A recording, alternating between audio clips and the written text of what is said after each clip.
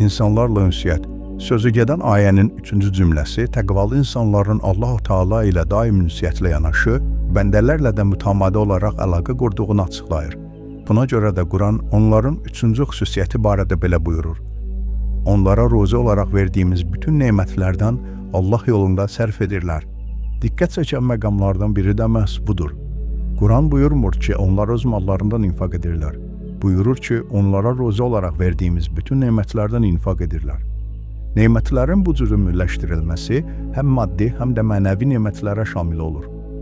Bu nöqteyi nəzərdən təqvalı insanlar o şəxslərdir ki, təkcə mal dövlətləri ilə deyil, eyni zamanda elm, ağıl, fiziki güc, ictimai mövqeləri ilə də başqalarına fayda verirlər. Özü də bu işlərinə görə heç kimdən heç nə ummurlar. İnfaq etmək yaradılış aləmində, xüsusilə də hər bir canlının bədənində ümumi bir qanundur. İnsanın ürəyi təkcə özü üçün döyünmür. Özündə olandan bədənin bütün hüceyrələrinə paylayır. Eləcə də beyin, ağciyər və digər üzvlər də öz funksiyasından başqa orqanlara infaq edir. Ümumiyyətlə, kollektiv yaşayışda infaqsız həyat mümkün deyil.